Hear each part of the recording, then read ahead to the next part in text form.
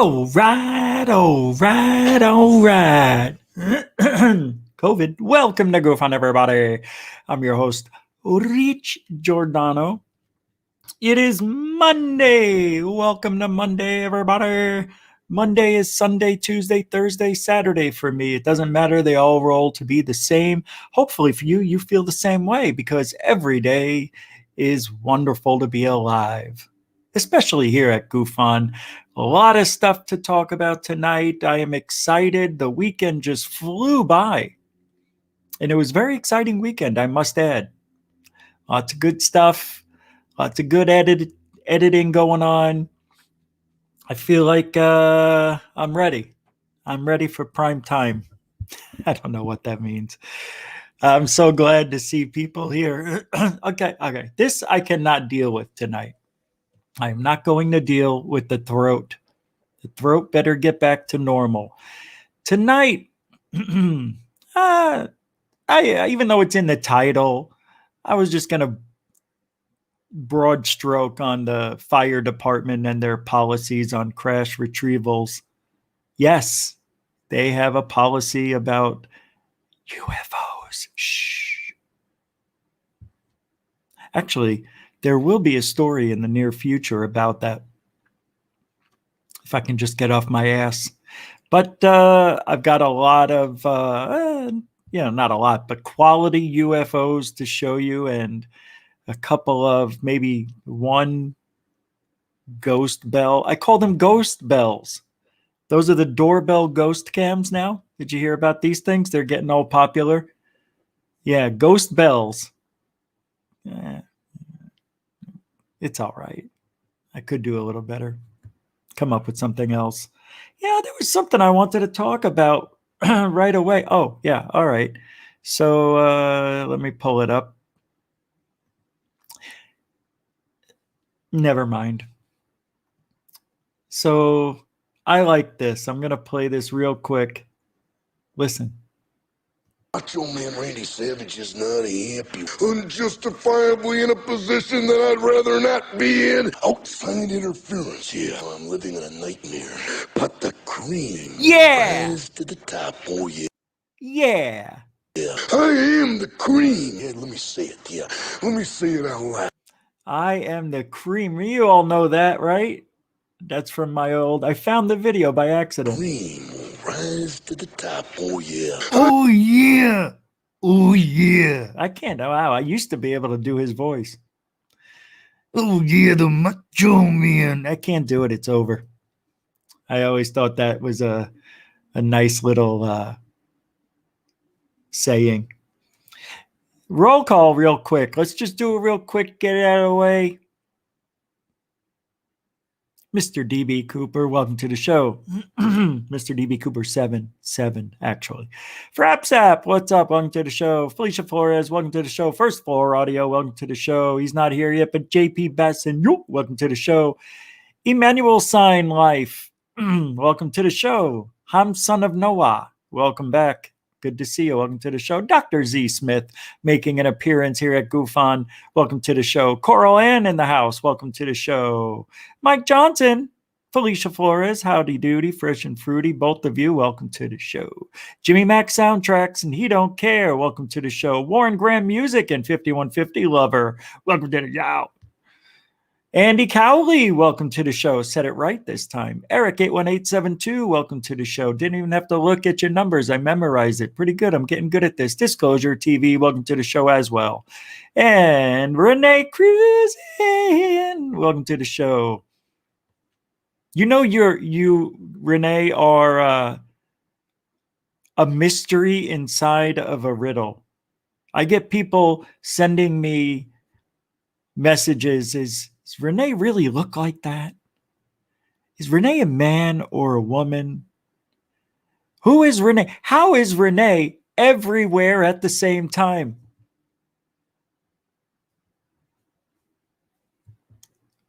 That's the mystery of the internet. That is Renee Cruz. Welcome to the show. Stu Garrison, the biggest man on the earth, the galaxy, all of existence. Stu Garrison. Cuppy, hey, how you doing? Cuppy. Orders to go made it. Welcome to the show. Dorothy Lang made it. Or is it Lange? It's Lang, isn't it? It better be. Denbub, welcome to the show.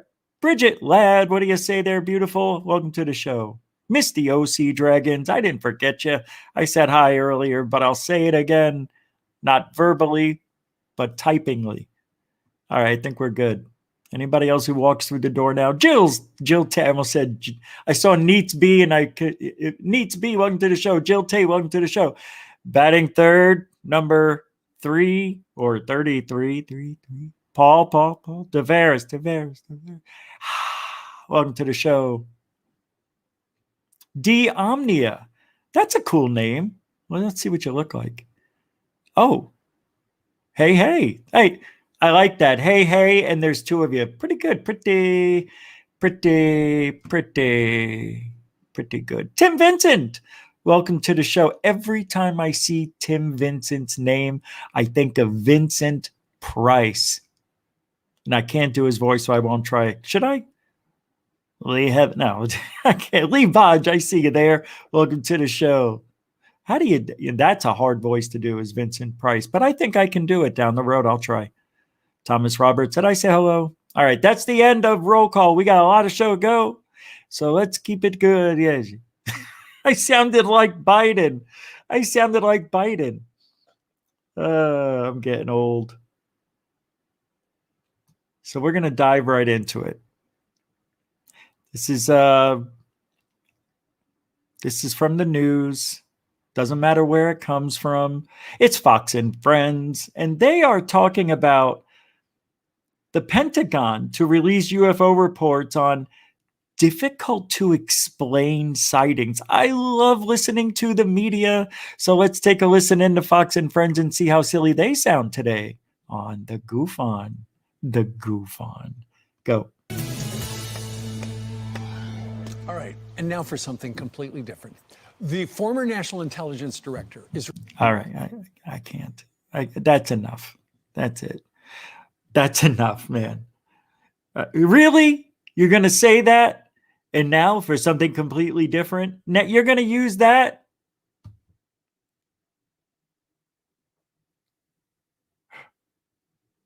All right, I'll play it because it was scheduled. My producer's telling me in my ear, you got to play it. Revealing a new government report on UFOs will be full of never before seen or heard intel.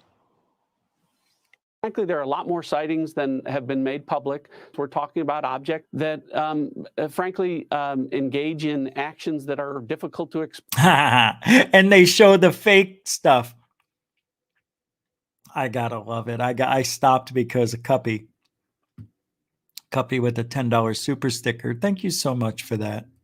Let me pull it up and see what the sticker is. What is it?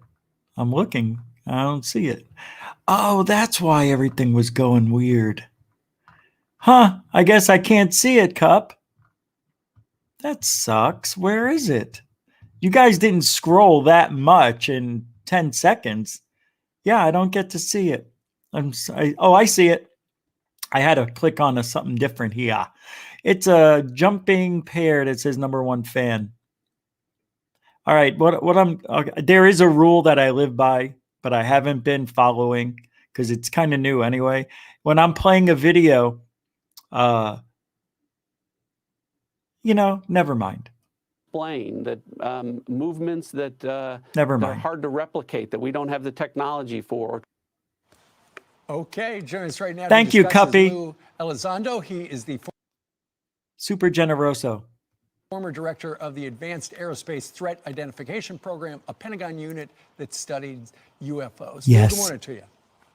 Good morning. Thank you for having me. So part of the evidence apparently is Hey, good to see Lou did his hair.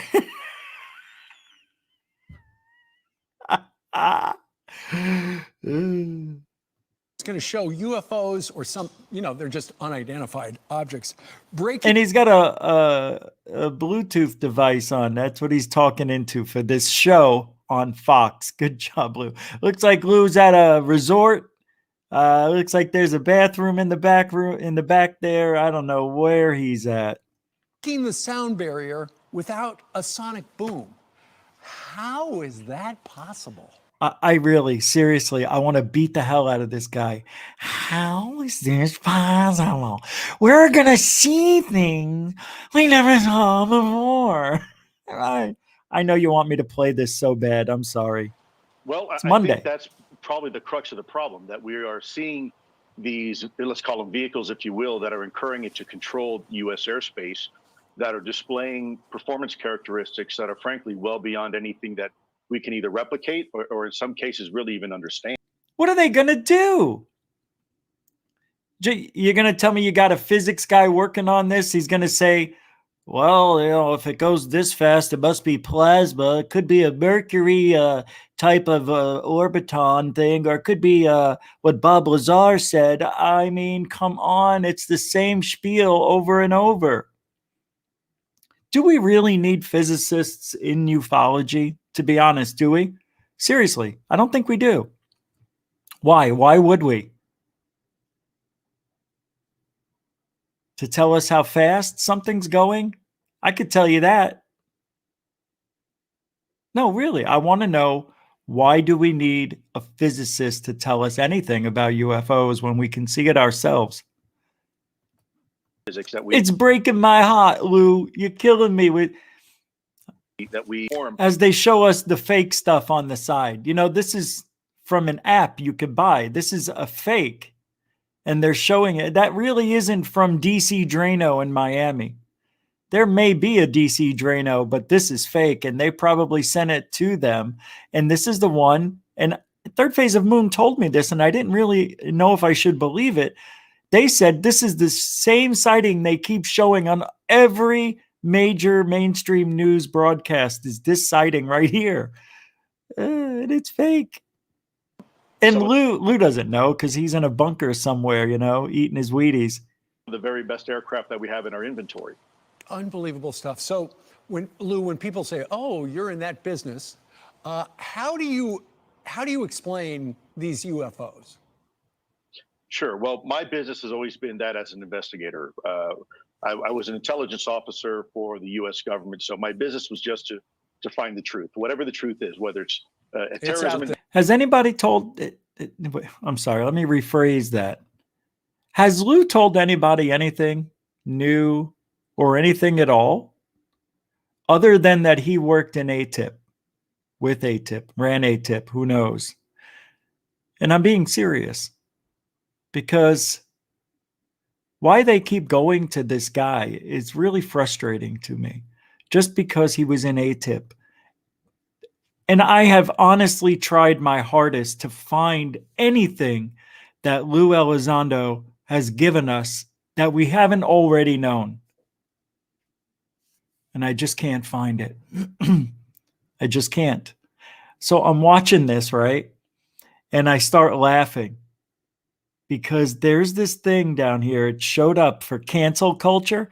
You know this cancel culture, right? They cancel. You could have said something 10 years ago, and they're going to come back to get you canceled, right?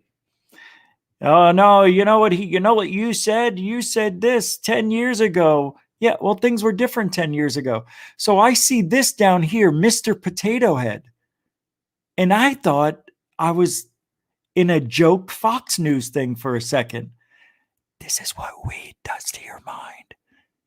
And I'm thinking, oh my God, they're making fun of Lou Elizondo. And then it changed. Bring it to controlled U.S. airspace. And then it said canceled. Greg is canceling Mr. Potato Head. So I freaked out. I thought I was on a fake Fox News broadcast. And I almost fell out of the chair laughing until it changed. I was like, this is unbelievable. Anyway, there's Lou again. Thank you, King John TV, for the $4.99 super chat. Thank you very much, man. Appreciate it. I know I said it twice in a row, but it's just a weird feeling after all this time getting super chats. It still feels weird. Thank you. Super generoso. It goes right into the kitty. And the kitty meows, licks, fur balls created. And there just happens to be something we needed for the show if you open up that little fur ball. And the next thing we're getting is a chair. I need a chair. Did you see the chair that I sit on? I mean, this isn't really a chair, guys. I mean, it is, but this is something you give a telemarketer working, third shift. This shouldn't be a top of the line broadcast here on YouTube. Later on, and I was going to do it now, but it's a 5-minute clip and I'm going to play it. The only reason I want to play this clip, it's a little political, but if any of you watch, is it The Five or with Joy Behar? They get the 5 broads together and they all talk and cackle at each other and start screaming. What's that show? Come on. I can't even joke around and say broad and cackle. Come on. All right. Oh, shit. What happened?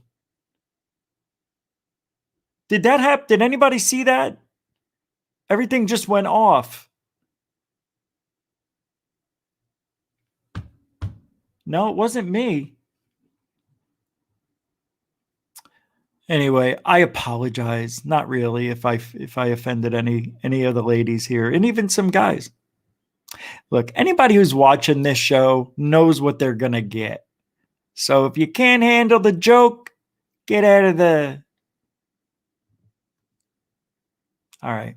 So Joy Behar said some things to Judge JEANINE about the people at the border.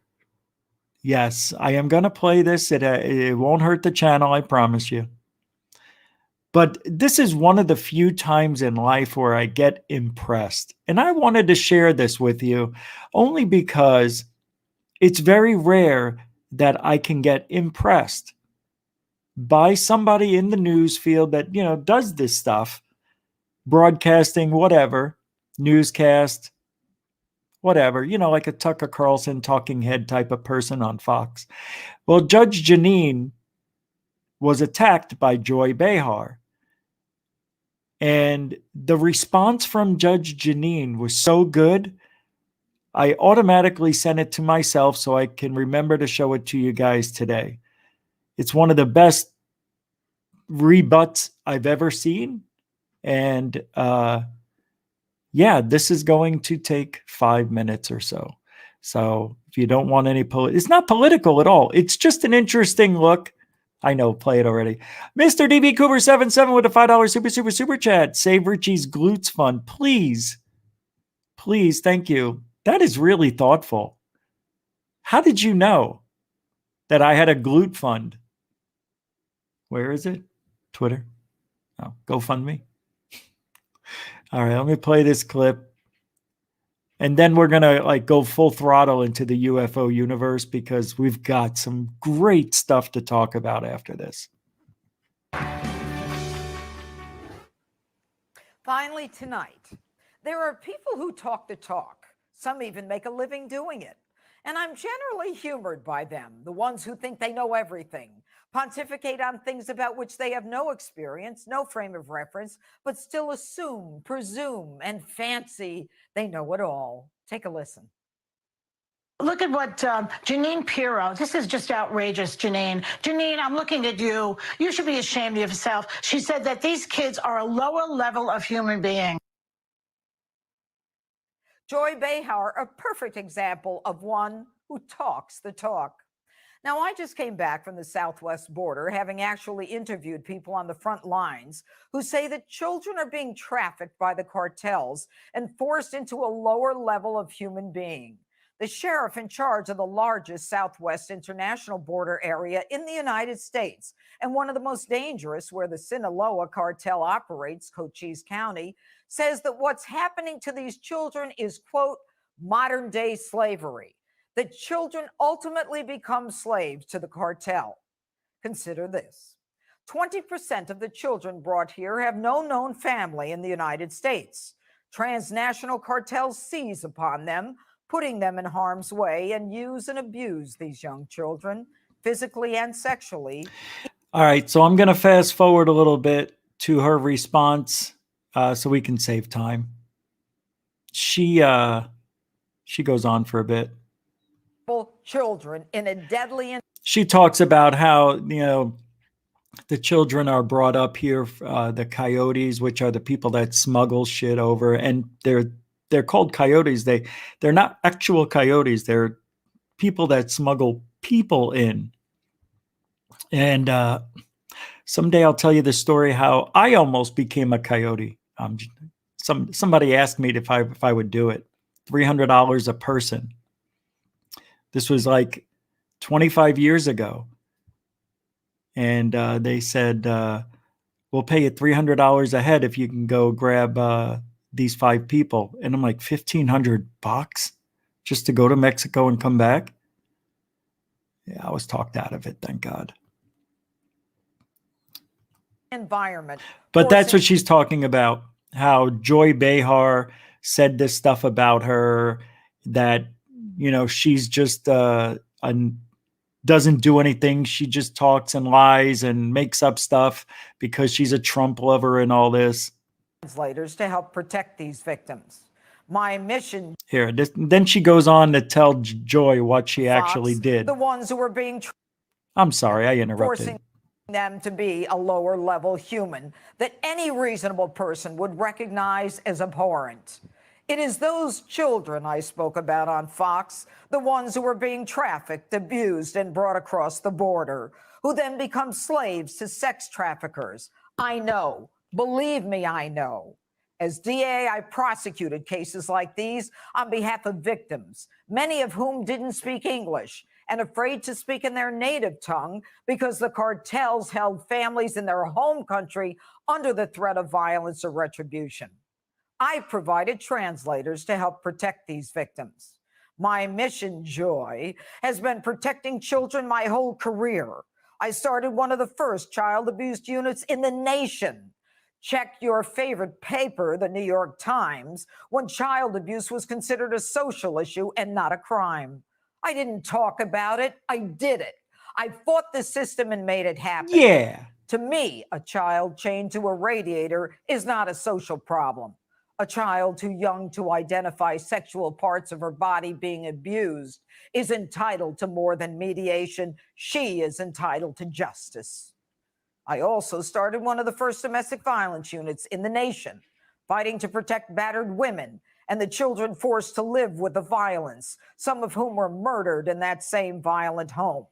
I didn't just talk to talk, Joy, about children being raped, scalded, or beaten to death. I did something about it. I spent my time in emergency rooms with victims, in hospital rooms with children, and in morgues in heartbreaking silence. And you want to lecture me? You want to talk about escaping violence? People are escaping violence, they're escaping drugs, they're escaping poverty. And with climate change on the horizon, I think it's just going to get worse. Escaping violence? That's the point, Joy. Even the sheriff said it was modern day slavery because the cartels hold on to these children. You think they're escaping drugs? They're becoming mules for the cartels. For 30 years, I helped people escape violence, and I punished those who committed that violence. I didn't talk about it. I didn't put myself on a chair in front of a camera and yap about something. I fought. I prosecuted. I convicted. I sentenced. And when the laws weren't strong enough, I fought to change the laws. I created task forces and provided shelters and safe havens, connecting with churches and social services and mental health professionals. So don't you ever accuse me, because unlike you, I don't just talk the talk. I have actually walked the walk.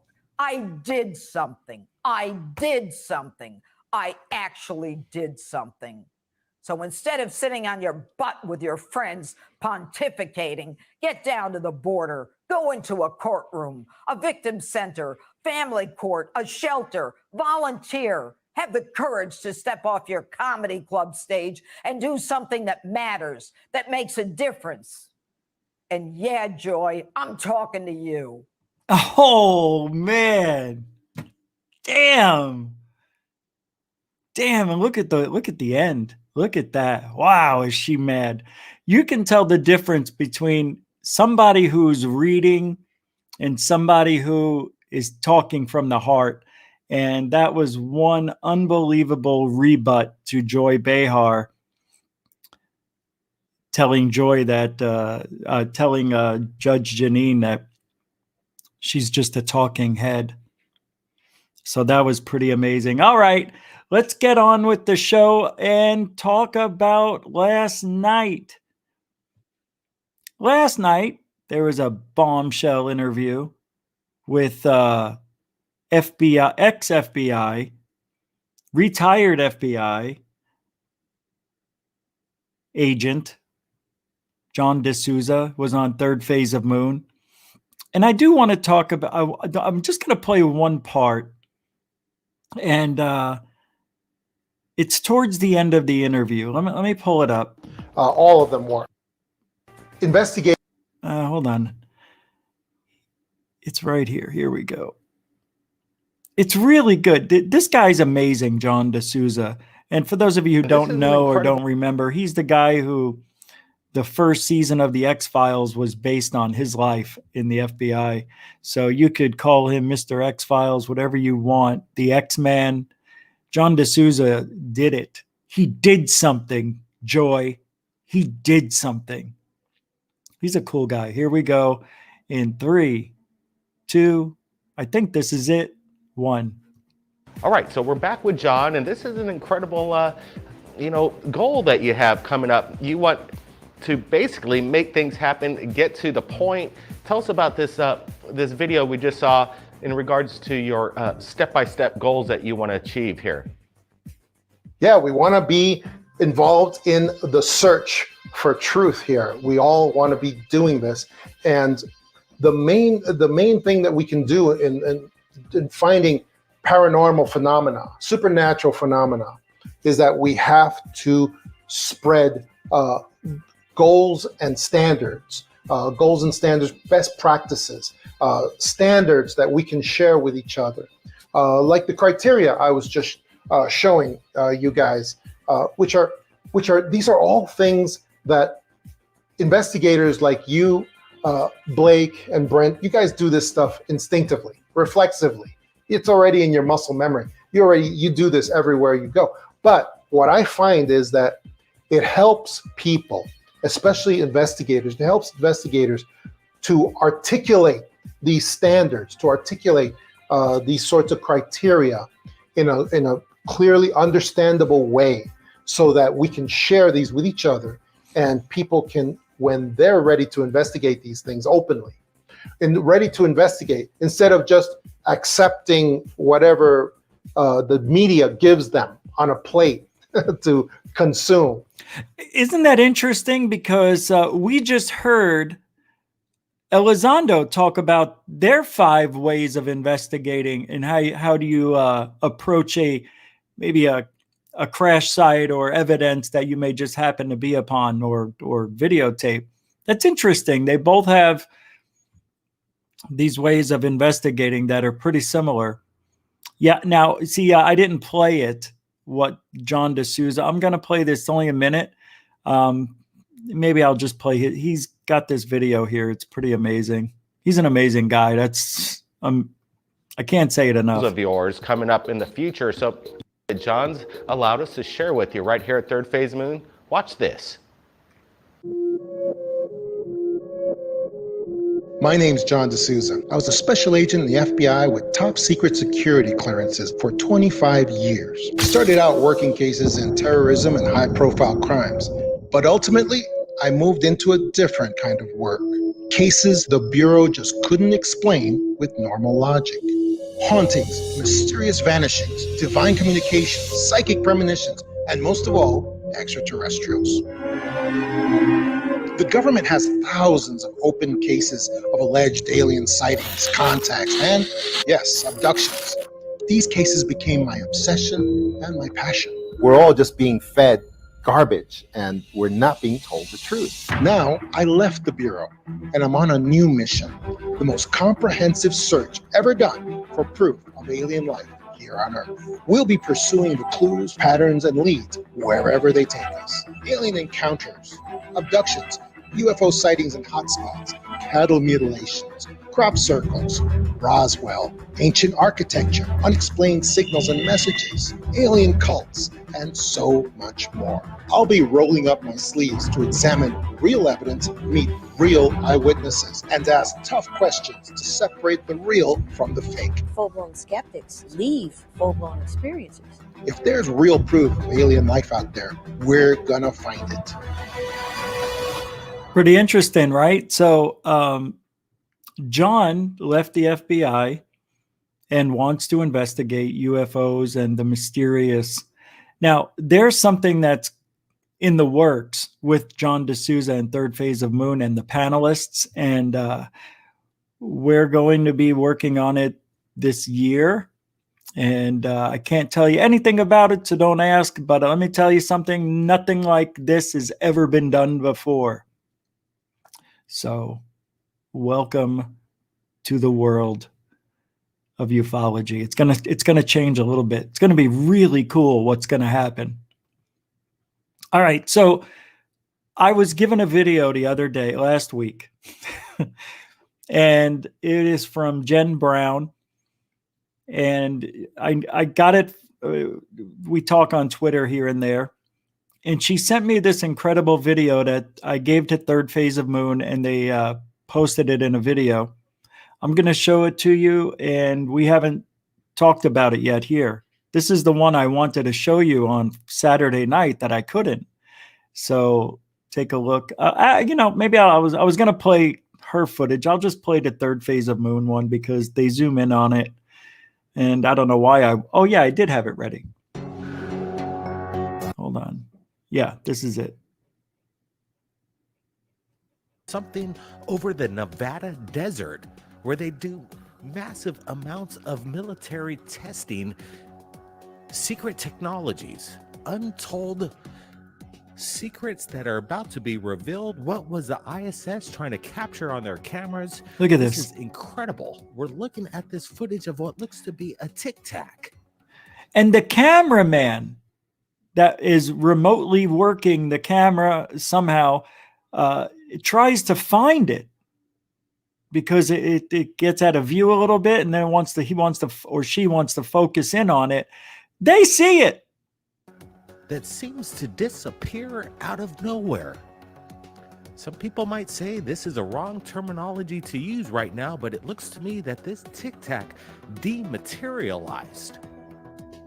Or maybe some kind of cloaking technology that we're not aware of, but it's pretty amazing. Tic Tac seems to be massive in size. The I.S.S. cameras, whoever was operating it at the time, seemed to want to focus in on the object.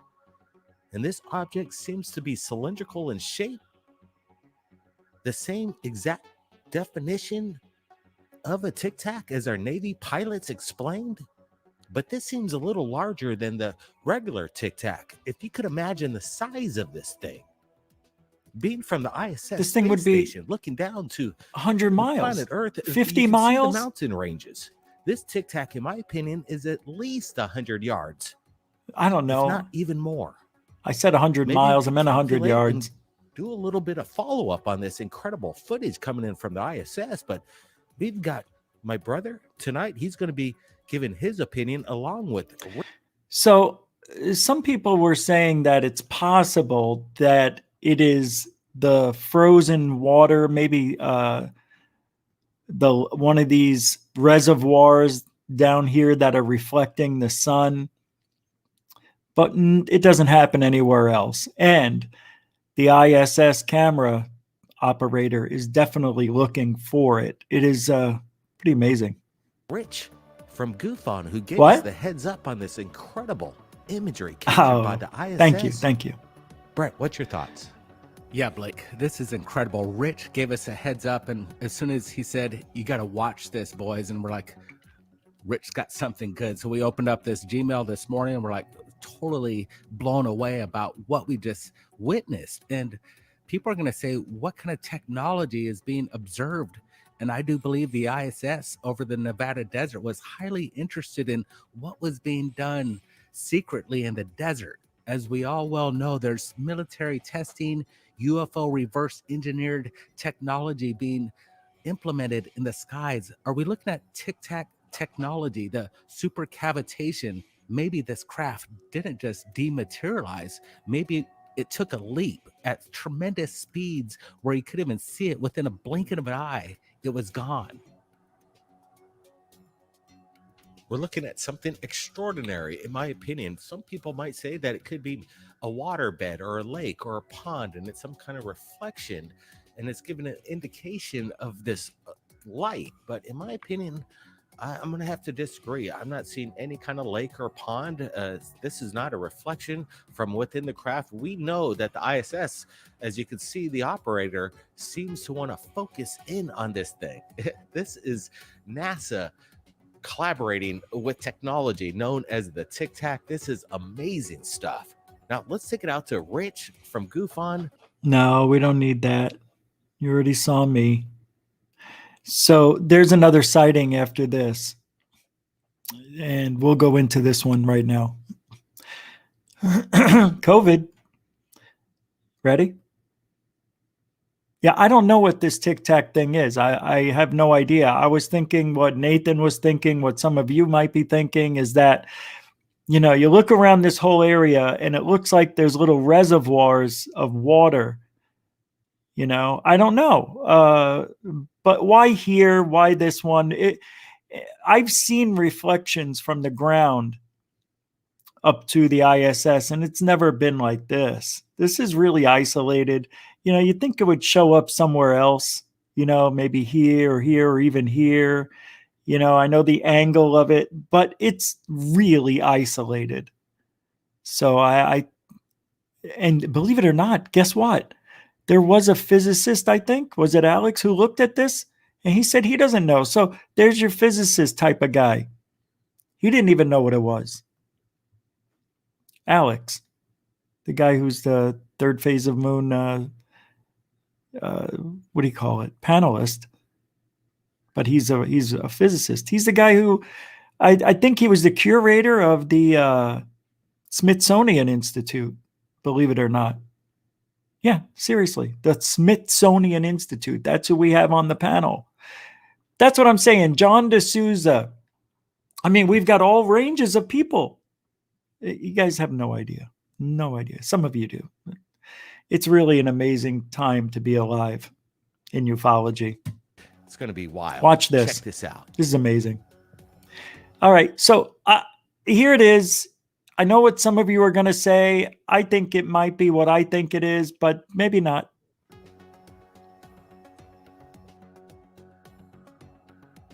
Say what?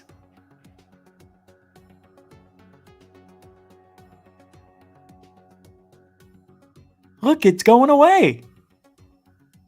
Is that not going away? Captured on a security cam on the island of Oahu in my home state. I don't know. Hawaii. This was captured a few days ago, and what we're looking at is kind of extraordinary. It's interesting that the security cameras seem to lock in on this multiple light object. So you see this object, right?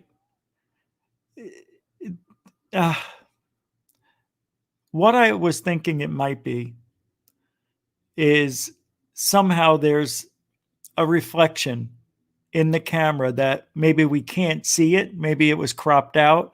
Maybe somebody's walking by with a a strand of lights, and then they take off running this way, so it looks like it's going further into sky. But no, I don't think it's that. Where are they going? I mean, it would have to stay in frame. That person, if there was a reflective object in the IR light, somehow, I mean, that's what this is. It's an IR. So it's reflecting something. And a lot of people think because it's an IR camera, we're able to see this when normally we wouldn't be able to see it with our cameras. And I have a video in a little bit I can play that actually shows you that. So what is it? Orbs within. It takes off. It actually looks like it's leaving. It seems like it's taking off into I think the it is. clouds. This is pretty bizarre.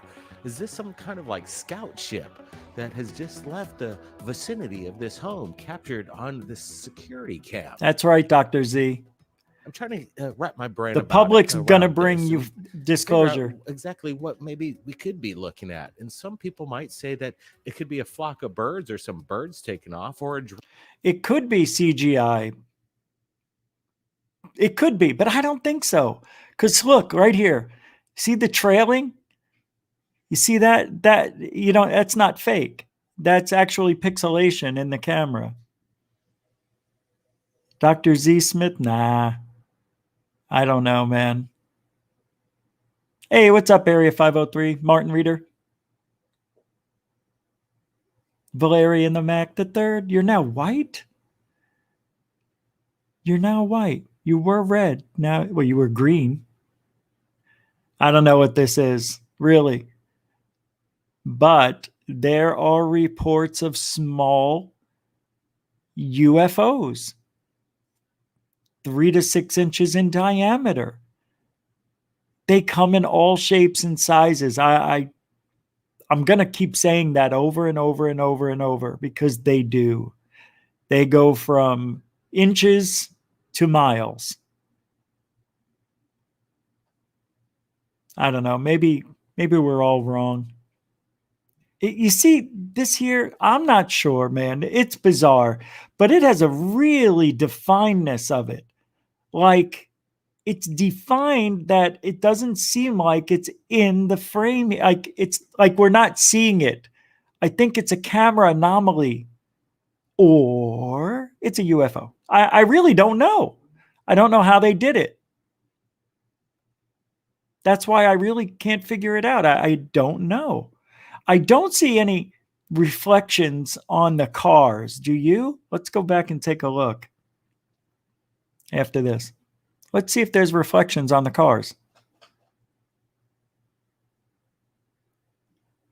You'd think you would see it in the window here, right? But maybe the angle, look in the windows. Let's do it again. Come on. See that? But I know if it's IR, we would still see it in the reflection.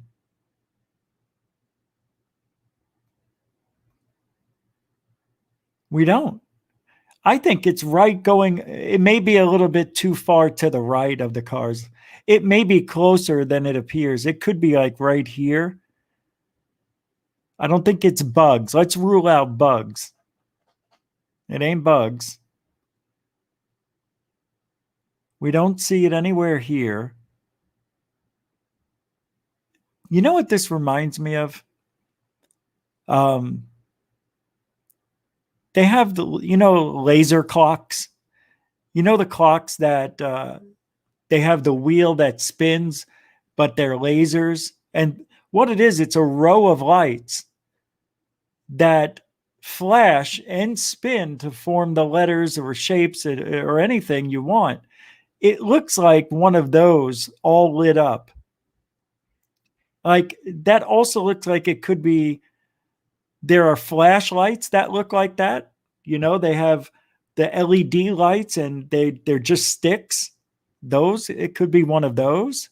And somebody's just, waving it around. I don't know. Hey, Tina Mobley. Yeah, I know. Nathan, I was just saying, maybe I'm trying to give an example of what it might look like. It's a tough one. All right. Well, I don't know. Was there any more after that on third phase? I think that was it, right? Oh, but there's one more from Jaime Maussan. This is a good one. No, this is a great episode.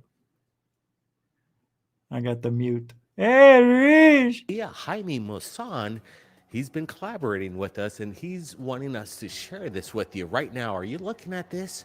A cylindrical object captured over the skies of Mexico. And what's crazy is that this phenomenon has been on an uptick recently. This is amazing what's going on. Video up close. And it's interesting. I don't think this is any kind of space debris falling out of the sky. This thing is kind of, in my opinion, a solid object. A one object piece, whatever it is very strange. It's not an airplane. We're looking at it's too thin.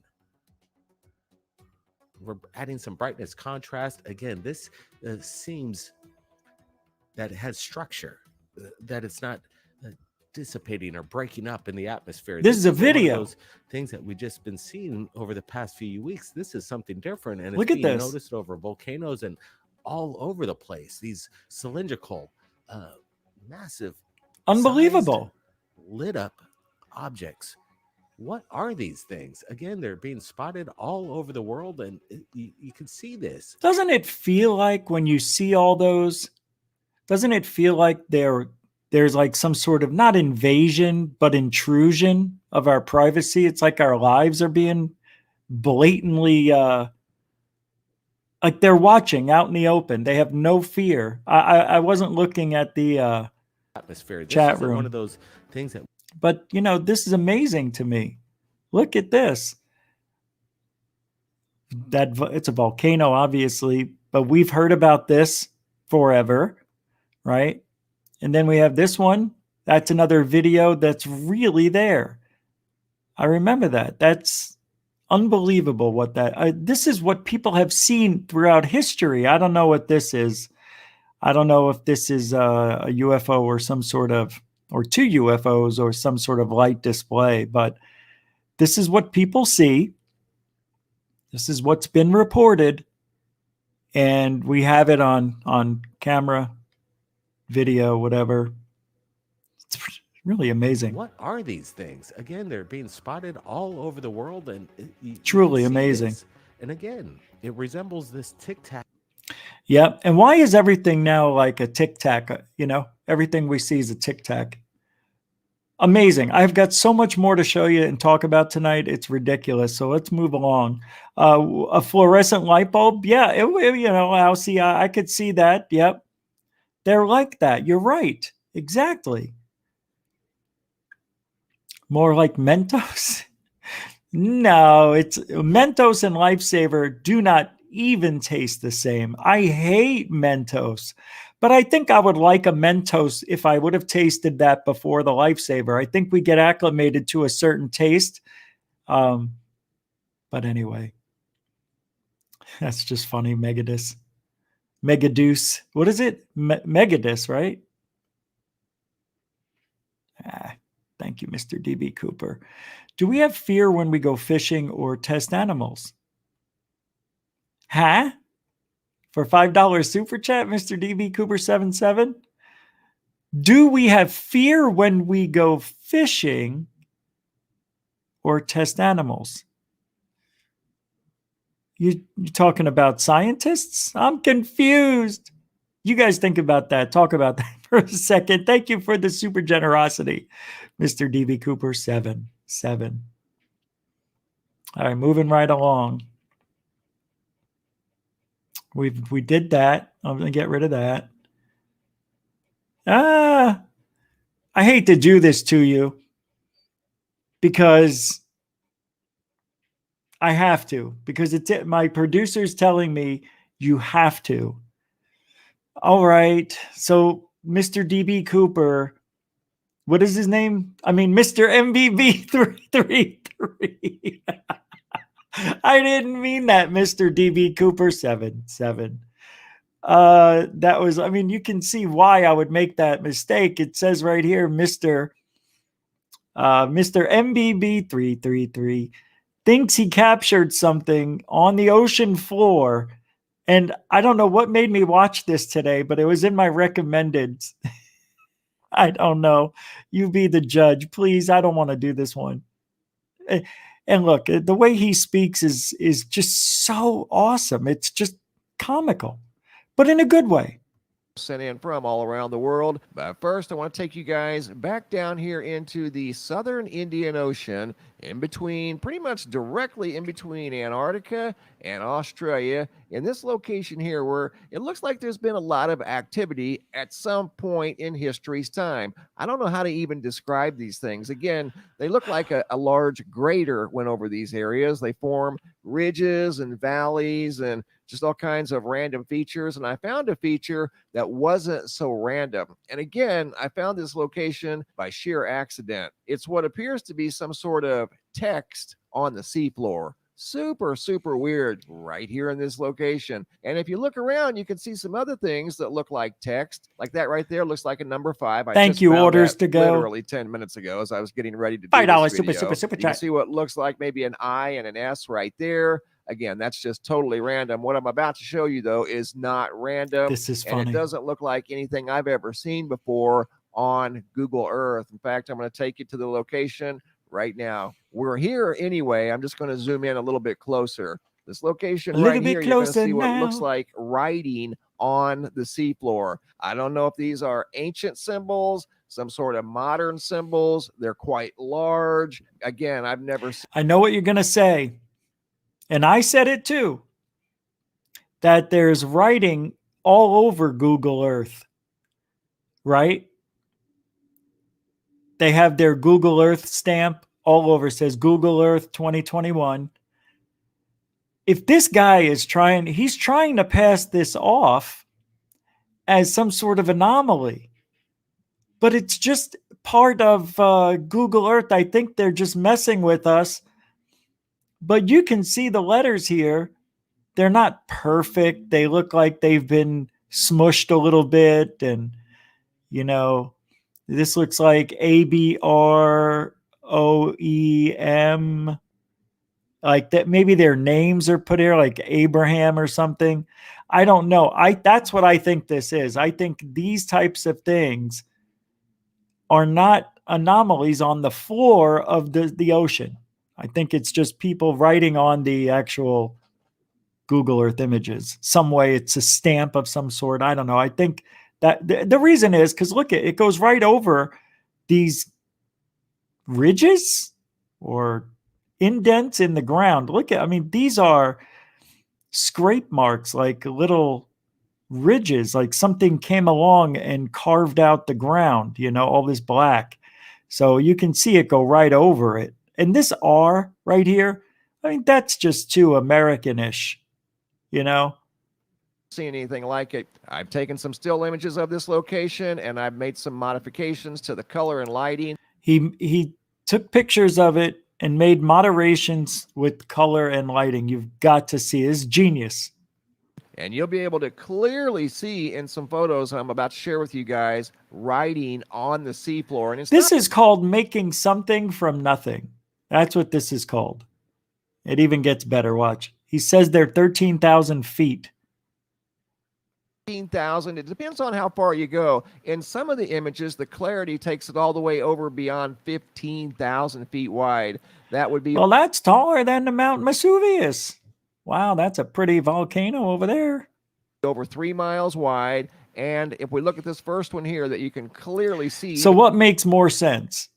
There's writing on the ocean floor that looks like American text, or it's Google Earth creators and editors just having a little fun, putting down maybe their nicknames or all of their letters, people who work there. I mean, come on. Even here, there's something there, just over 2,500 feet. He actually thinks that, I mean, they could have been there a million years ago is what he's thinking, before the water took over. And so these have got to be over 25,000 years ago, over 100,000 years ago to be in this part of the. No, wait. He doesn't say, does he? Long. So pretty good size, whatever they are. And you're That's in going the to see there Pacific. is something here. And that does not say. Well, that Pacific Ocean has been that way the whole time, right? Oh, come on. That's where the giant letters are? There's been water. Wait, I'm confused. Which isn't rare. Okay, so okay. Contrast and different things, and there is definitely something there. And again, I found this location by. So the water on this part of the globe has always been there, I think. Unless you want to go back 500 million years ago to, wasn't it Pangea before the dinosaurs came here? Came here before they were built. What is this? Mr. DB Cooper 77 for another $5 super chat says, I just believe it's logical that a species more advanced than us would test and tag us like we do species in our research. We have no choice, really. Yeah. Very good point. You're right. It goes back to what I said last week and the week before that. By the way, thank you for the $5 super chat again. That's a great question. That's a great comment because it goes back to what I said, that every one of us is tagged. Every one of us. I don't know when we get tagged, but I do believe every one of us has some sort. Maybe it's our DNA. Maybe the DNA is the tagging. That makes more sense if it was from an alien civilization, millions of years old, and have the ability to do whatever they want when they want. Which, if you want to say we live in a matrix reality, the matrix fixes everything for us. It takes us from that's impossible to happen to, oh, I could see that happening in the matrix. Well, food for thought. We've talked about it. All right.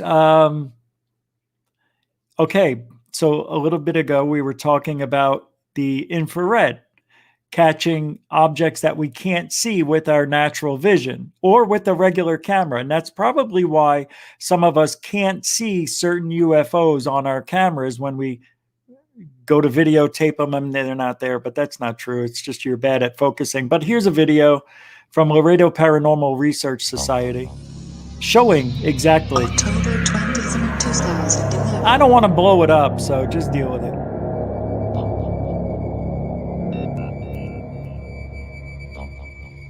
So that's a UFO he says he's capturing with the IR, with infrared that he didn't see. 2011, time 10:30 p.m. Oh my God. A triangular flying object was recorded with. Okay, all right. So first of all, lose the stupid voice, please. Please. It's silly. This is why ufology has a hard time getting away from the stereotype. This is why. It's not because of the sightings. It's because of the people who bring out this stuff. Anyway, I don't want to keep playing it, but that object is there. He's going to say it's not, but because he's using an infrared camera that he's able to pick it up, but shows us no proof. Okay? I want to see the comparison. And the person who's doing this experiment should have two cameras, one regular and one infrared for those on a diet, for those who don't like saccharin and sugar. Seriously, that's how you do an experiment proving infrared works. You need to have a camera and the infrared, just one regular, one infrared, have it on a harness and videotape the stuff in the sky, proving that you can't see it with this camera, but you can see it with the infrared. He's not doing that. What is this? Unedited footage examined and analyzed through color spectrums and temperature. It means nothing if you don't have the original, if you don't have a normal without infrared night vision.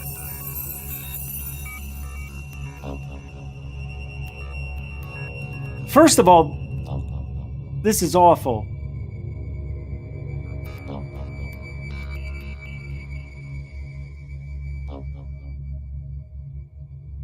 You can clearly see that this object is triangular. No, no, you can't clearly see that. You can't. That's not, I know what it looks like, but anytime you have something that's over, it's flooding the camera. It's so bright. It's actually, you're not seeing the real. It's like when you look at the sun with your camera, you don't see the actual shape of the sun. You just see a bright light. And I think that's what's going on here. And yeah, I guess it could be a triangle shape, but it looks like several balls. Let's see what the next one. Here's the heat signature now. I don't like the way he's done this. He's put a circle here and zoomed it in instead of, yeah, it's just confusing. That proves nothing. That proves nothing. All that is showing us is the brighter portion of the IR. That's just because the IR is bright. That's not heat. That's just because, that's why it looks like it's swirling around. This is a false positive is what they call this. Seriously. It's just, the whole thing should be hot, right? It shouldn't be green, yellow, and a little bit of blue and red. If it's hot, it's hot. And this is how you can tell that it's inaccurate. Yeah, good job there, Smokey the Bandit. What else you got for us? Oh, okay. Is it cold here? Now it's cold? See, that's what I expected to see on the red. The footage was subjected through numerous of tests and evaluations. This is awful. This is just bad research. You can't use this. This means nothing. It means nothing because you do not have the visual of this. I can go outside with my IR, okay, which I was supposed to do already for 4 days.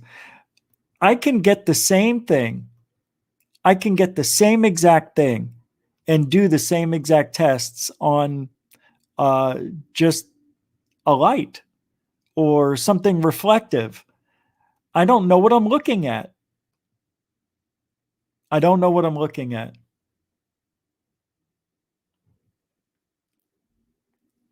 I don't trust it because it could be a drone. It could be a drone in the distance with 5 lights on it.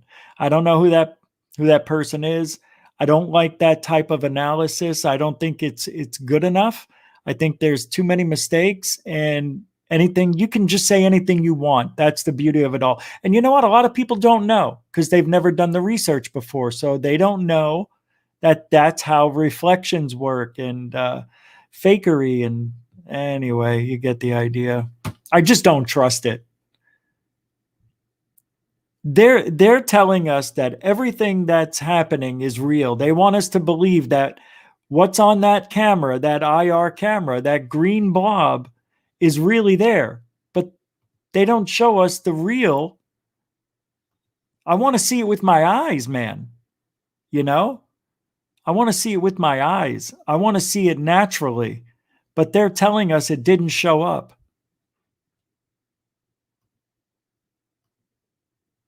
Yeah, I'm not buying it. I've seen too many of these, too many of these being faked. It's too easy. And there's something wrong with this video. I'm just telling you. I just have a feeling. Oh, boy. These people just can't get away from this 180 days. I've got to play this for you. Just take a listen. This is Pentagon Press Secretary Mr. Kirby on the upcoming UAP report. I haven't listened to it, to be honest. I haven't listened. I just found this before the show. I just want to hear what he says. Back to the phones. Jeff. Thank you. There was a media report that the DOD is kind of not taking seriously some legislation to tell Congress all that it knows about unidentified aircraft, and reports that these aircraft have been around ships and aircraft carriers. And I'm wondering, can you respond? Is the Defense Department taking this seriously? If you're asking if we're taking our requirements seriously to develop this report and to keep Congress informed, of course we are. But I don't have any details on the specifics of the report itself for you today, Jeff. Wow. Chilling report there from the Pentagon. It just goes to show you why I should listen to these things. All right. I'm going to ask you to suspend disbelief for this next part. Okay? Told you we got a lot of good stuff tonight. Wasn't joking. Man who declassified astral projection for the CIA reveals in declassified papers that the holographic nature of the universe and how heaven is a facsimile of human-based sensory input the consciousness adopts while on Earth, creating an afterlife experience being unaware of anything behind it.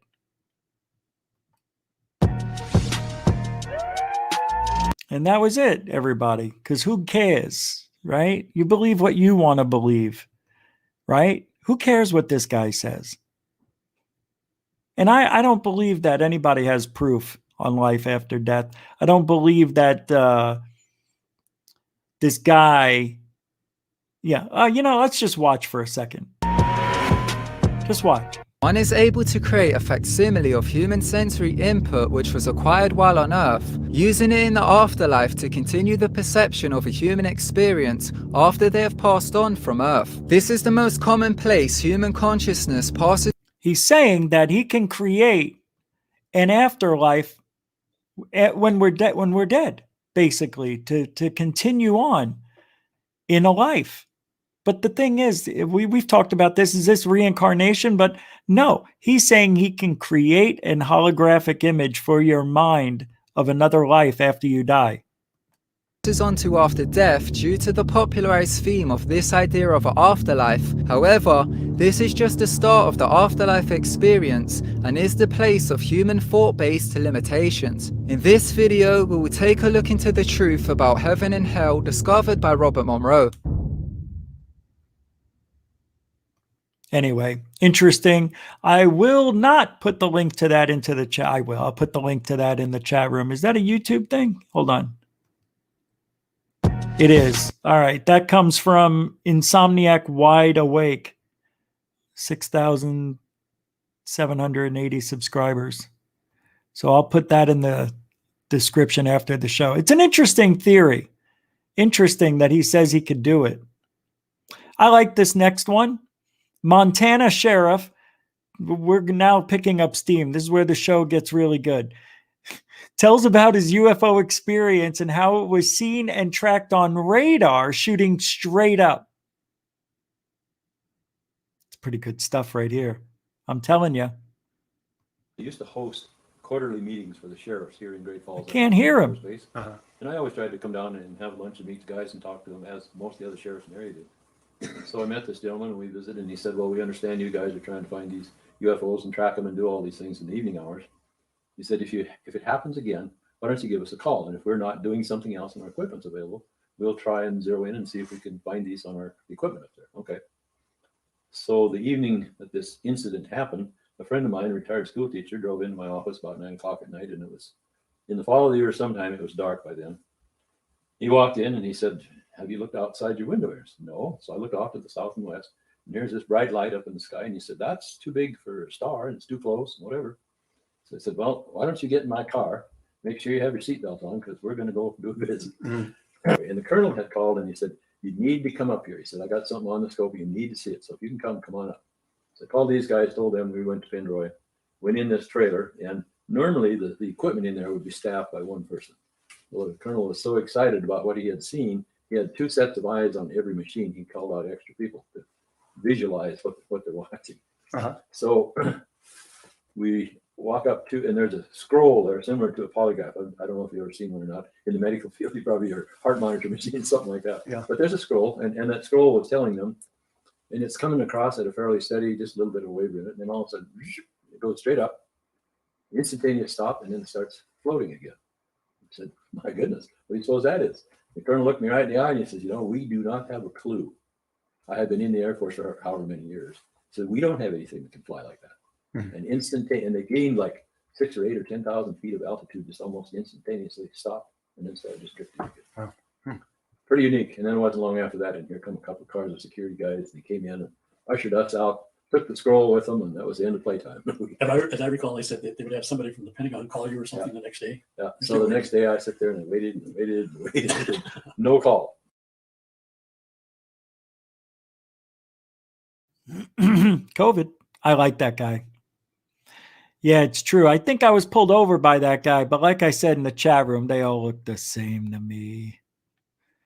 I love this stuff, man. It's just amazing. You know, they didn't have to call him. You know that, right?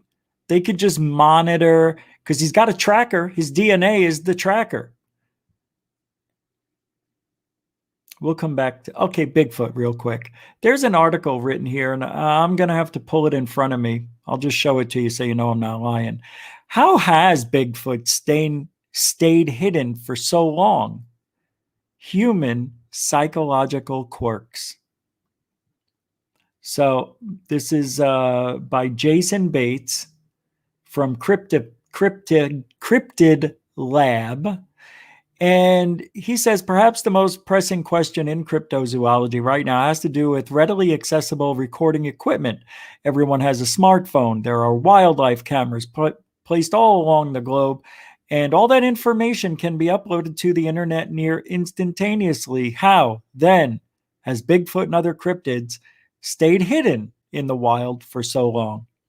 Well, there is no singular answer. Perhaps Bigfoot simply doesn't exist. That's one possibility. Or maybe they've developed the ability to camouflage into their surroundings. If video recording devices can't see them, it doesn't matter how many cameras we have. But what if Bigfoot has been seen in the wild?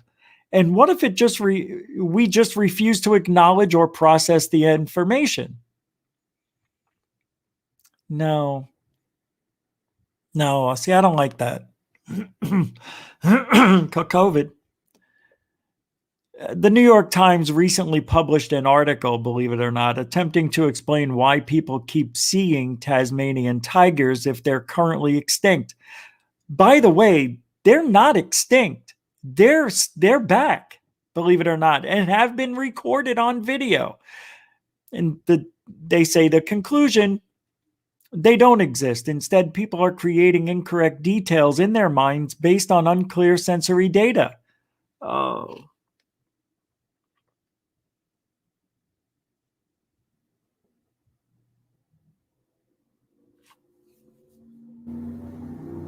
For example, if you catch a quick glimpse of a wallaby and you're familiar with Tasmanian tigers, you might think you just saw the latter, but in fact you saw the former. And this is because the human brain isn't capable of processing every single sensory detail. It's impossible. And when you catch a quick glimpse of something or see a blurry photograph, your brain relies on preconceived patterns to make sense of the sighting. This means that there is an interesting interaction between perception and cognition. Dr. Susan Wardle of the National Institute of Health told the New York Times. She says, our beliefs and prior experience can influence what we see, or more accurately, what we think we see. So what about Bigfoot and Nessie? Well, New York Times writer, why are we relying on the New York Times for any accuracy? Well, anyway, Asher Elbine goes on to explain that this could be the reason some people see Bigfoot, Nessie, or other cryptids in blurry photographs. But wouldn't this also work the other way around? Sure, there are some instances where cryptozoologists or Bigfoot and Nessie fanatics might see elusive, perhaps mythical monsters when in reality, it's just bears or tree branches. But the cryptid community is far less populated than the non-believers. Only 11% of Americans believe that Bigfoot exists. that means that, well, 9 in 10 people are operating under the assumption that there is no way they could spot the cryptid. The number is dramatically lower for most other cryptids like Mothman and the Jersey Devil and things of that nature. If our brains are using preconceived patterns this is what I hate. I hate this. Because what they're saying is people who see Bigfoot in the wild aren't seeing Bigfoot. They say their adrenaline is so juiced, their body is creating, their brain is creating an image of what they think they're seeing because they're so scared. Well, what about the people that aren't that scared? What about the people who are just casually doing their dishes and look out the window and see it? Wouldn't their brain see a bear first and then it would change into Bigfoot once they got scared? Why are we always assuming that it's a preconceived pattern to our past experiences that are being portrayed onto these cryptids that we're seeing in real time? I don't buy it. Yet, there's science based on this that it's true. And I have yet to see that proof. People keep saying there's scientific data that your brain will give you preconceived patterns to fill in the blanks. Show me that. We've never seen it. We only hear about it. So for me, it's bullshit because I've been in the car with my dog and almost got in a car accident. And I didn't look at the dog to see if he was okay while my adrenaline was going and saw a wild ferret. My brain didn't freak out. And it's not that I didn't see cars other than I saw trains coming at me. You know what I mean? I understand that there is preconceived patterns that fill in the blanks. That's why we have false memories and things that witnesses say they saw and they're completely wrong. I get that, but I don't buy it when it comes to seeing Bigfoot. When you're just walking around, your adrenaline isn't moving. It's very, very normal. It's nominal. Your body's just calm, enjoying the nature, walking the dog. You're with the family, and you see something in front of you that looks at you, and it's a Bigfoot. It wasn't a bear that turned it, because that's how I think it would happen. I think because you're in a calm state, you would see the bear if it was a bear, because that's what they're saying. We're imagining a bear as Bigfoot. That's the story. I don't buy it. I still haven't seen that evidence. There has never been proof of this. Never. And yet there's scientific data that says it. Bullshit. Nobody can show me that data.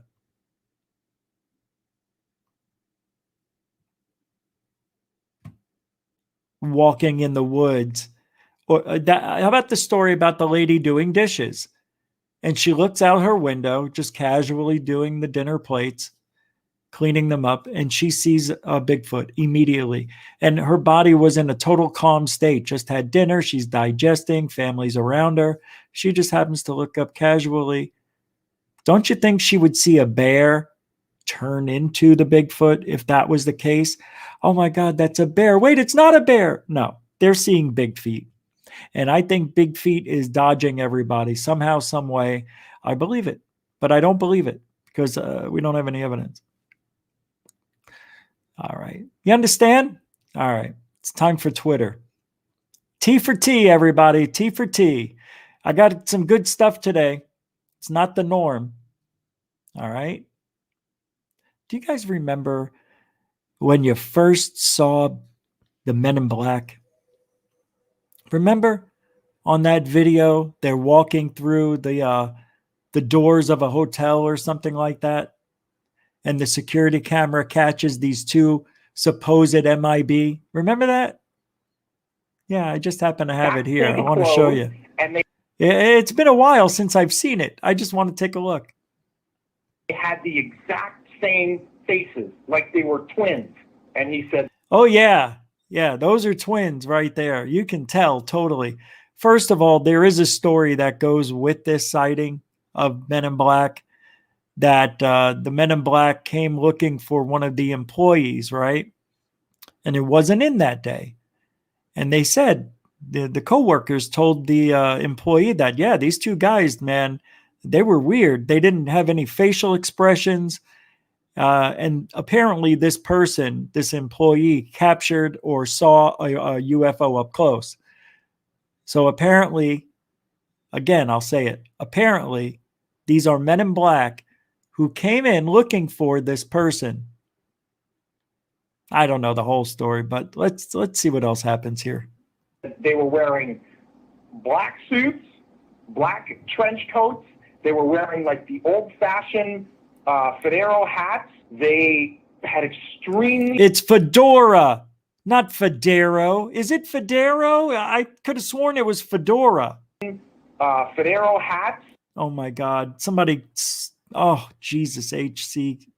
They had extremely pale skin. And he said they came in and they asked for you. And I said, I'm sorry, he's actually not working today. And it seemed like they didn't believe me. So they started to walk around the hotel. And shortly after, they went to the tour desk.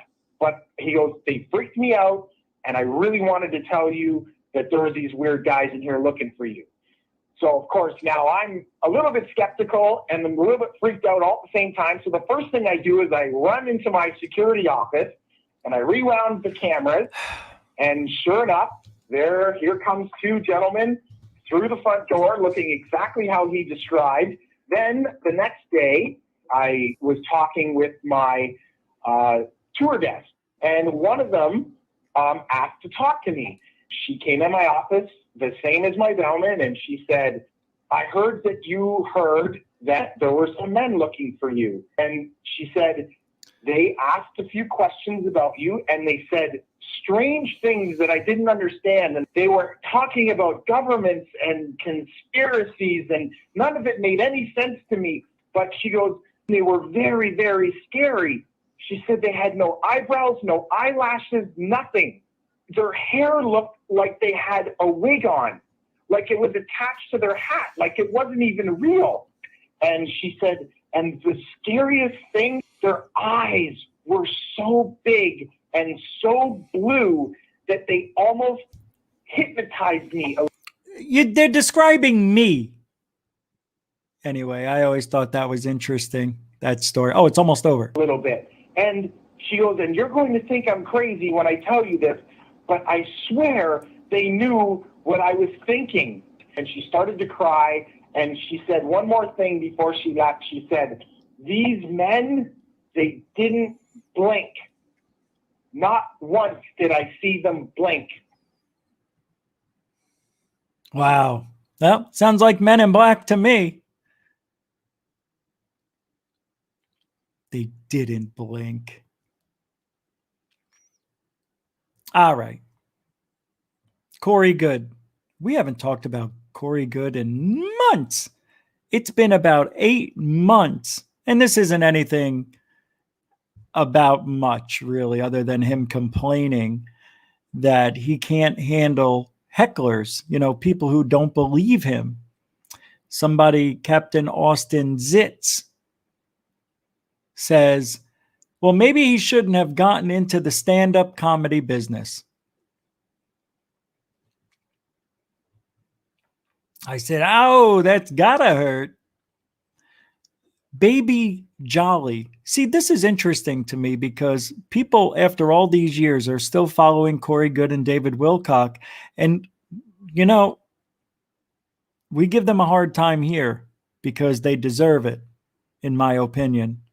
But what if they're really part of it? I mean, I said I would eat a hat if they can prove that they've been to Mars and back, had interactions with the blue avions and all that. But anyway, Baby Jolly says, well, Corey Goode has retreated to the blameless victim routine at this point. Once again, he is playing the virtuous, forgiving servant leader. His Telegram chats are a hoot. Hey, Blue Chicken would like that. He initially promoted them as free speech zones, only to later set restrictive guidelines.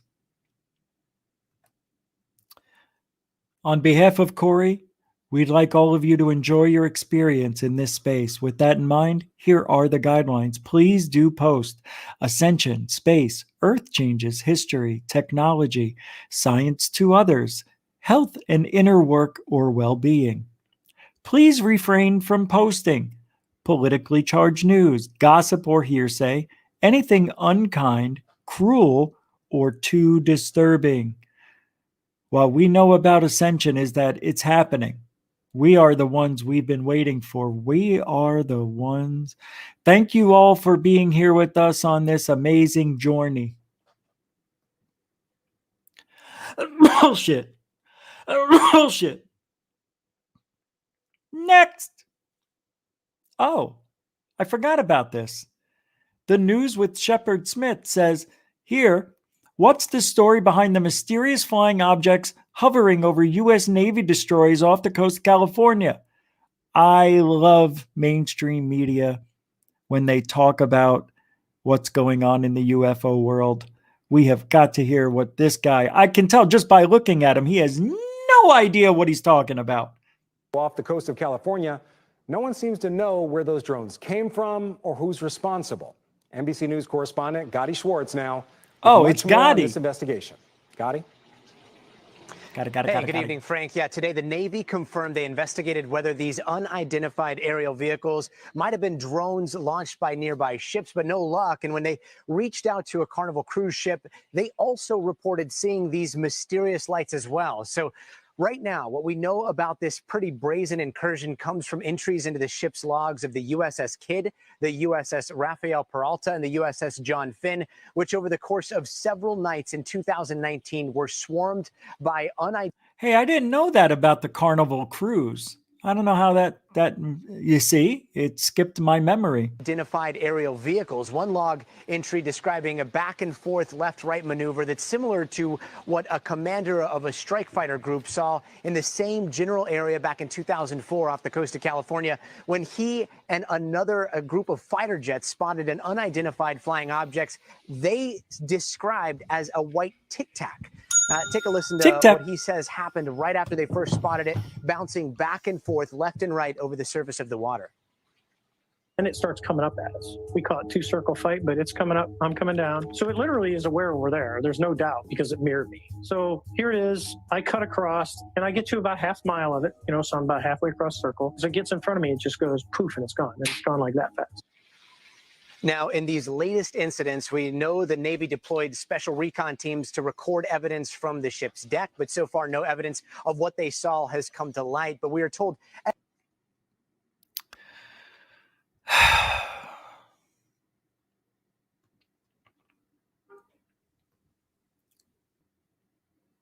Okay. Next, this to me just makes me so happy. I just really am thrilled to the bone. I've never been so thrilled about a tweet from Post-Disclosure World UFO Jesus. He says, "This is excellent."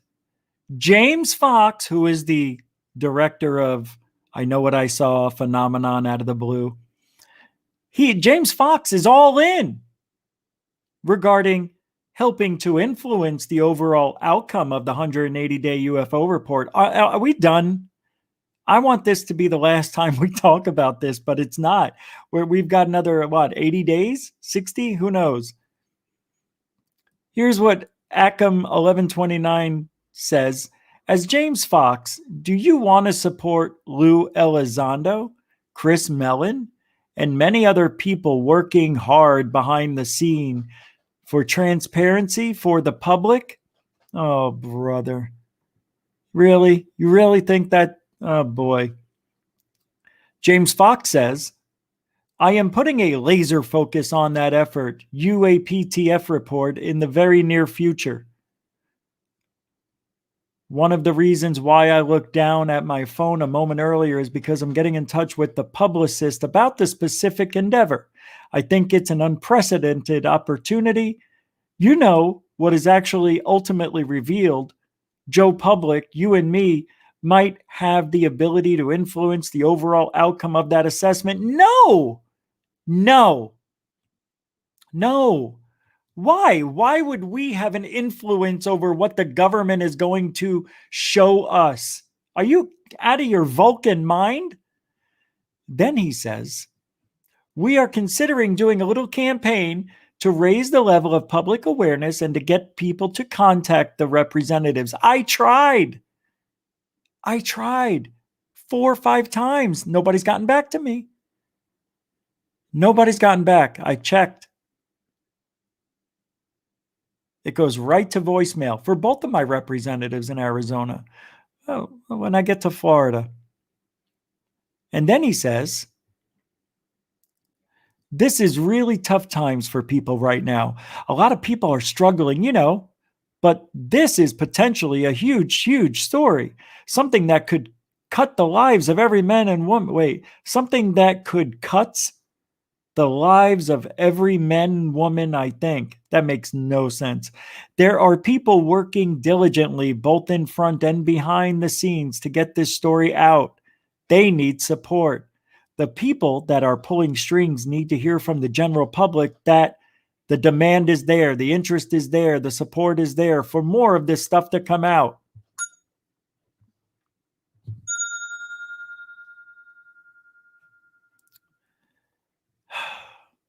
Mr. James Fox, why would you have to be this way?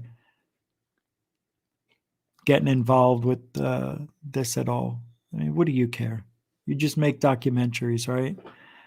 No, James Fox is a good guy. He's one of the good ones, I think. They're not going to listen to you or I.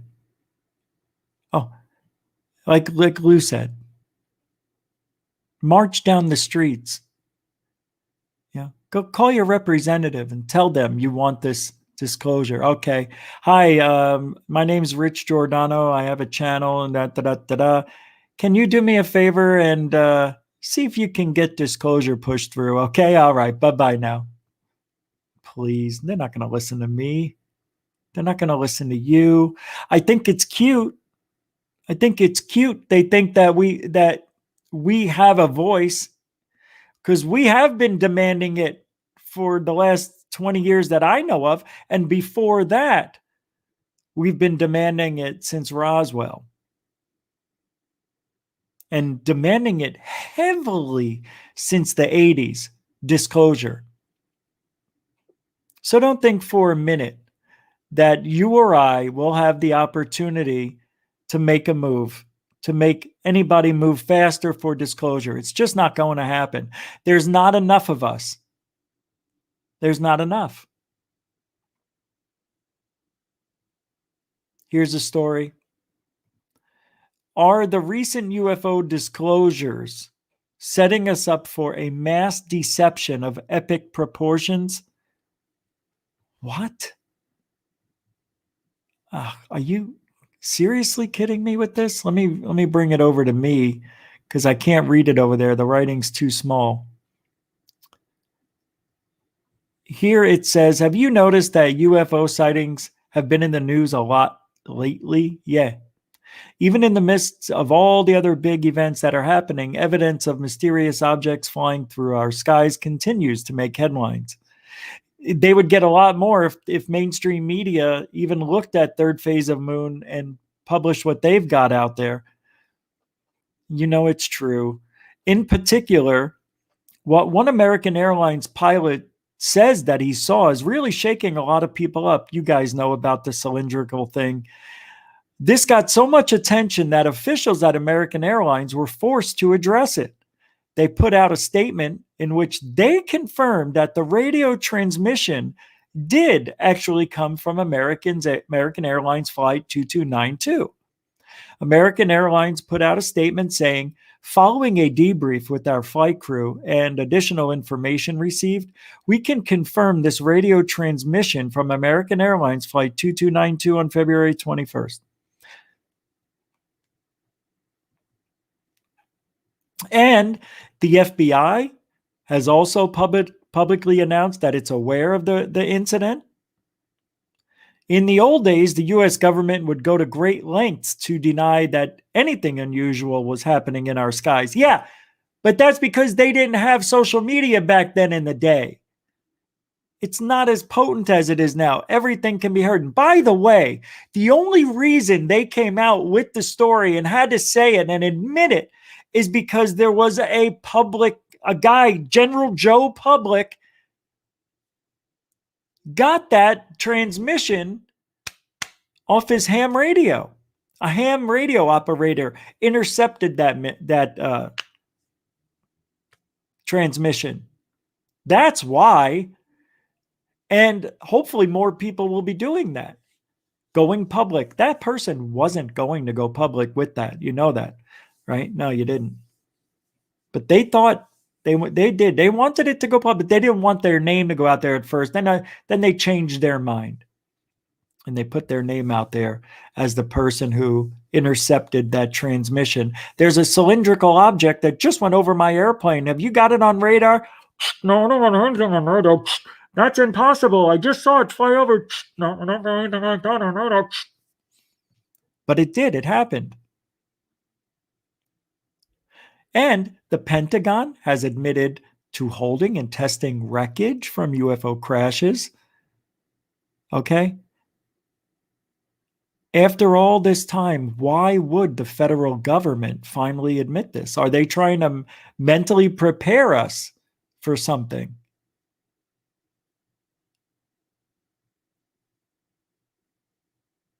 You know? Then we had Bergalia, right? Bergalia said he got that stunning admission of the FOIA requests. Remember all that?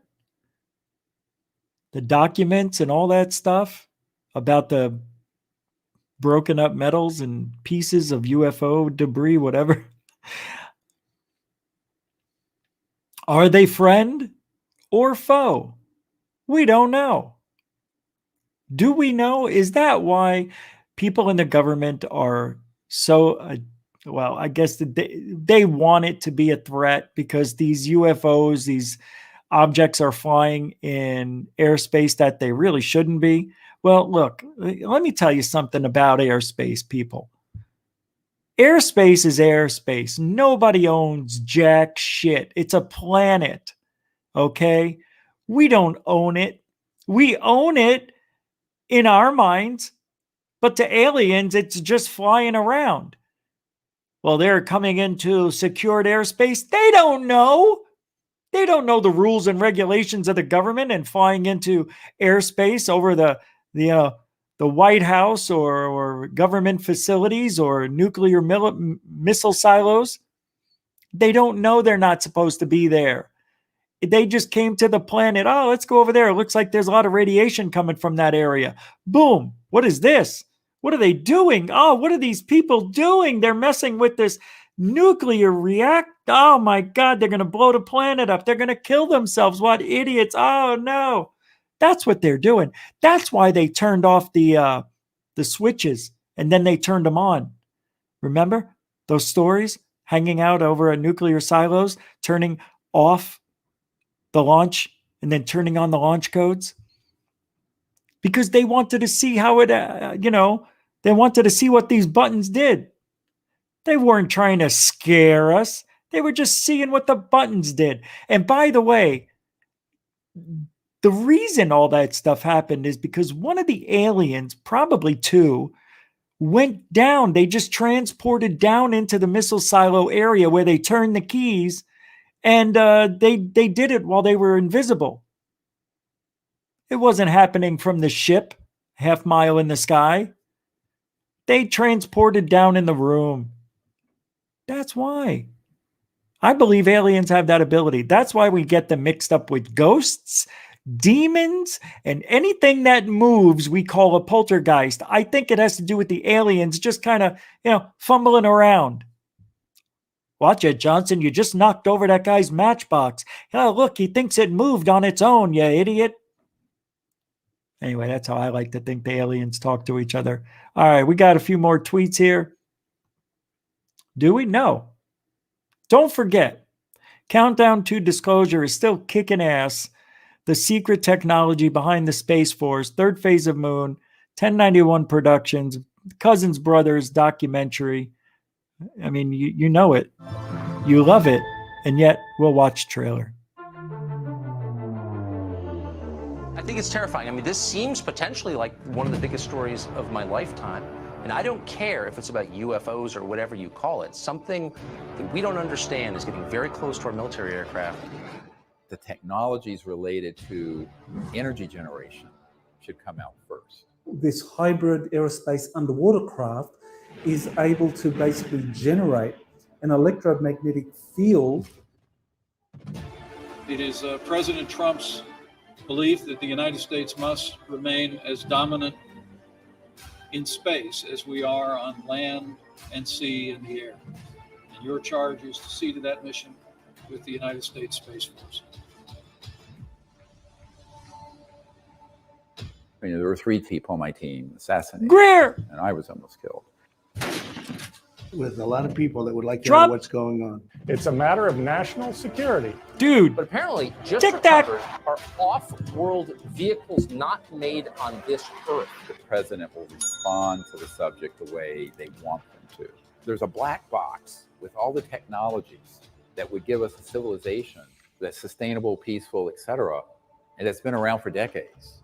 Everybody's asking the biggest question in the world. Mike, are we alone? Look, it's holding, it's installed out there. The narrative that's being launched, which is a false narrative, is that we're not alone and that those civilizations are a threat.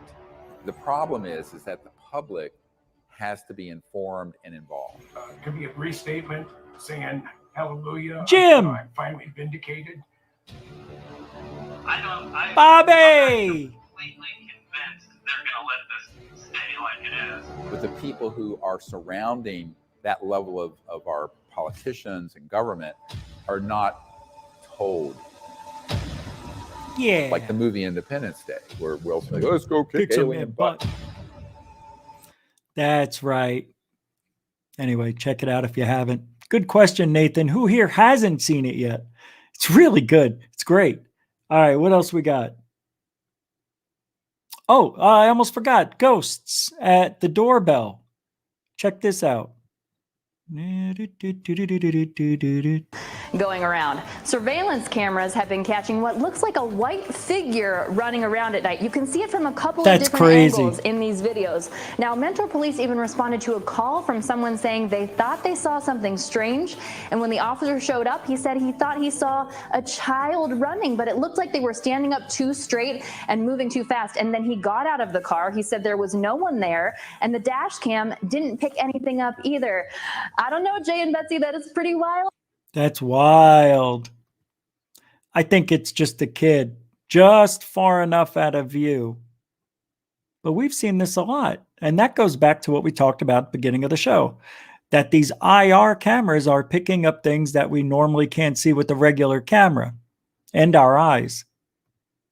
Pretty interesting. Isn't it? I think so. Anyway. Anybody seen Richie? Huh? I'm gonna keep coming back until somebody remembers seeing Richie. It's pretty scary. I'm right here.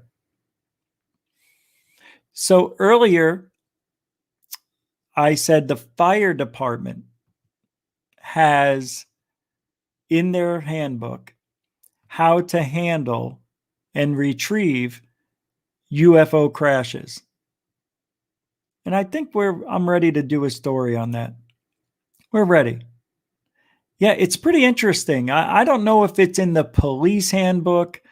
I don't know if it's in any other handbook, but it is in the fireman's handbook on how to retrieve and how to handle crash debris from UFOs. I think that's interesting because those are the first responders. Those are the people who are going out to these places first. So I think that's why it would be in their handbook. Yet I would think it would be in the police as well because, well, they're first responders. And don't you think it would be ambulance people too? You know, EMTs?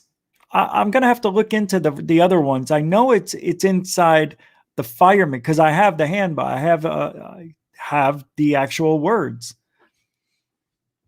It's pretty interesting story. So we're going to be doing that story on Third Phase of Moon, you know, in the near future. But they're doing other things. By the way, they are making music. They have 12 songs, and they're making the videos to go like music videos that go along with these songs. And Third Phase of Moon is creating their own music with Dark Hour Paranormal, Michael Roser, and their other friend. Oh my God, why do I always forget his name?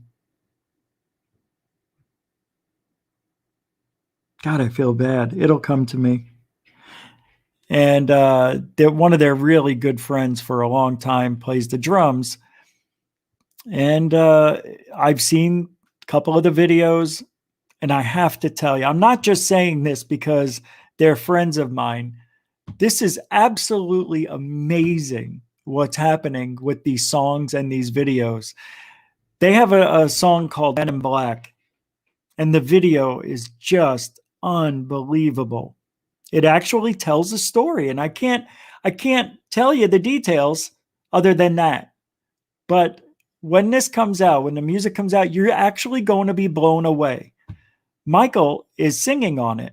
He has this unbelievable voice, and he kind of sounds like a mix between what's his name? John Lennon's son, Julian Lennon. Kind of, I can't explain it, but it's very good. It's really good. And I was shocked how good it was. And I just can't wait till you guys hear it, because it's going to be the music of GUFON, along with some other people here. I got a couple other people. Jimmy Mac Soundtracks made something for me, which I was going to play tonight on the outro. I don't know if the other person wants me to say, but you know who you are, and still waiting for that. So people, I appreciate the help and sending me things that I can play. But it's really interesting, you guys, that they actually made music and videos. It's crazy. It's unbelievable how good it is. I'm giddy, just giddy with excitement. So it's a good time. It's a good time. Hold on a second. Where is it? Where is it? Hold on a second. We're not done yet. We're not done at all. And, oh, that's what I wanted to tell you. I have a new thing that I'm going to be putting out as a premiere video, and it's called Stop Secrets. Instead of Top Secret, it's Stop Secrets. And I was given many hundreds, if not thousands of documents that I will be showing you in these videos. Every week I will be putting out a video on the weekend that has to do with strictly documents only, and maybe some other stuff, you know, like documents that have been released that nobody's talking about, the DOD from other countries, New Zealand, Australia, all over the world, you know, Brazil. It's amazing all the documents that are out there. It really is. And I have that new thing coming up soon. This next weekend coming up. I don't know when, but you know, it's coming up soon.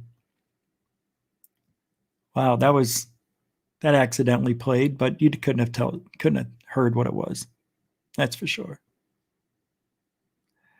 A lot of good things coming up, you guys. Lots of good stuff. It's a good time. All right. What else we got?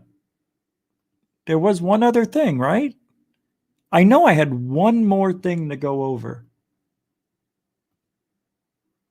Did we go over everything? That's impossible. Man, Randy Savage is not a hippie. Unjustifiably in a position that I'd rather not be in. Outside interference, yeah. I'm living in a nightmare. But the cream rise to the top. Oh, yeah. I am the cream. Yeah, let me say it. Yeah. He is. There will be a video tonight from Third Phase of Moon. So with that being said, I do need to go because I have to do a little report on it. Sorry, I just have to. So I want to thank everybody for hanging out. Oh, this is the short version. I don't want the short version. I want the long version. That's not cool. How did that get there? How come I don't get the long version? Where is it? Hold on. I found it. Got to do a little work. All right, here we go. All right, everybody. Well, this is the outro for tonight from Jimmy Mac Soundtracks.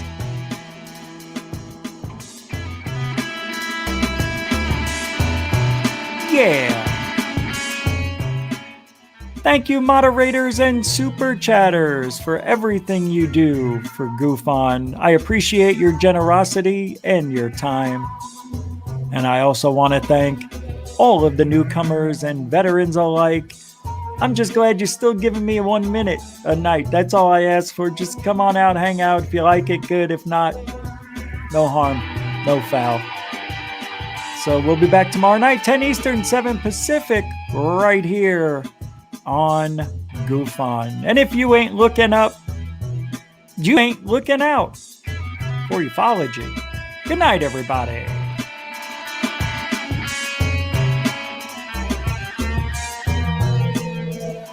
Where is it? There it is.